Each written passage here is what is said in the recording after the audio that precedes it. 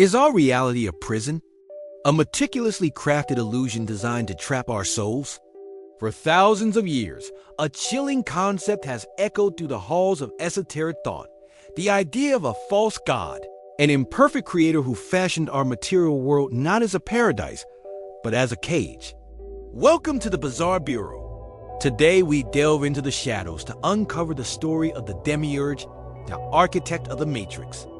This isn't a monster from a modern horror movie. The concept of the Demiurge is ancient, a central figure in Gnosticism, a collection of religious ideas and systems that flourished in the early centuries AD. To the Gnostics, the ultimate, true God is a being of pure light and spirit, unknowable and perfect, existing in a realm called the Pleroma.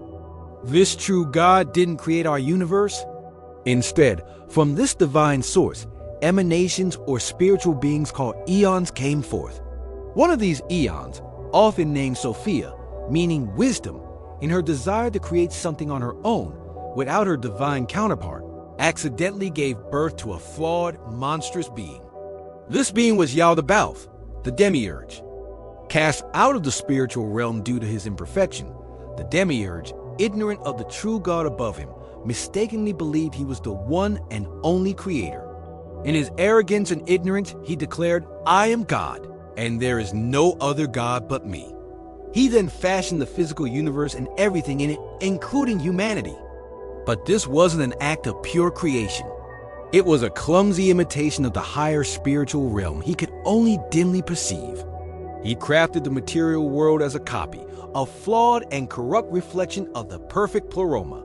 According to Gnostic texts like the Apocryphon of John, the Demiurge is often depicted as having the head of a lion and the body of a serpent, a symbol of his animalistic base nature.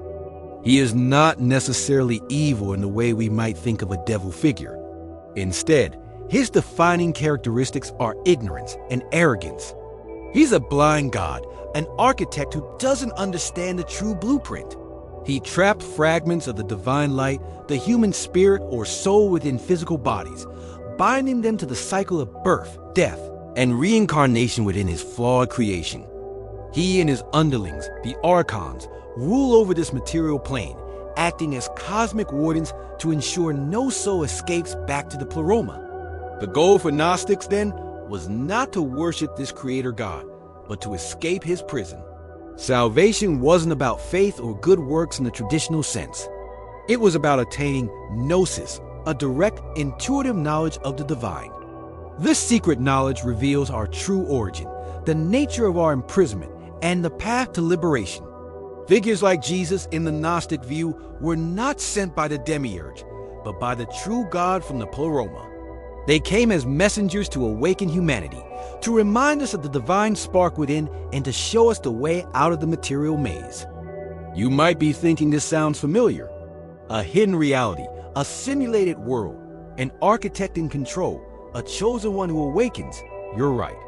The Gnostic myth of the Demiurge is the ancient blueprint for one of the most influential sci-fi films of all time, The Matrix. In the film, humanity is trapped in a simulated reality created by intelligent machines. The architect, the creator of the Matrix, is a direct parallel to the Demiurge, a logical, passionless being who sees his creation as a system of control. Neo, like the Gnostic Christ, is the one who wakes up, gains knowledge of the true reality, and seeks to liberate humanity. The very concept of taking the red pill is a modern metaphor for achieving gnosis, choosing uncomfortable truth over blissful ignorance. The influence doesn't stop there. Think of Philip K. Dick's novels, which constantly question the nature of reality and identity. In his work, characters often discover their world is a fake controlled by unseen forces. The film The Truman Show presents a more benign but equally powerful Demiurge figure in Christoph, the television producer who has orchestrated every moment of Truman Burbank's life inside a giant dome. Truman's escape across the water at the end of the film is a powerful symbol of breaking free from a manufactured reality and ascending to a higher truth. Even in video games, the theme persists. The Assassin's Creed series is built upon a Gnostic-like struggle between the assassins, who fight for free will and knowledge, and the Templars who seek to control humanity for its own good, mirroring the battle between Gnostic seekers and the archons of the Demiurge. These stories resonate so deeply because they tap into a fundamental human suspicion that there might be more to reality than meets the eye. So why does this ancient, seemingly bizarre idea refuse to die? Perhaps it's because it provides a framework for understanding the suffering and imperfection we see in the world. If a perfect, all-good God created everything, why do pain, cruelty, and chaos exist? The Gnostic answer is simple. The being who created this world was not perfect. He was a flawed, ignorant artisan who trapped us here by mistake. This world isn't a divine plan.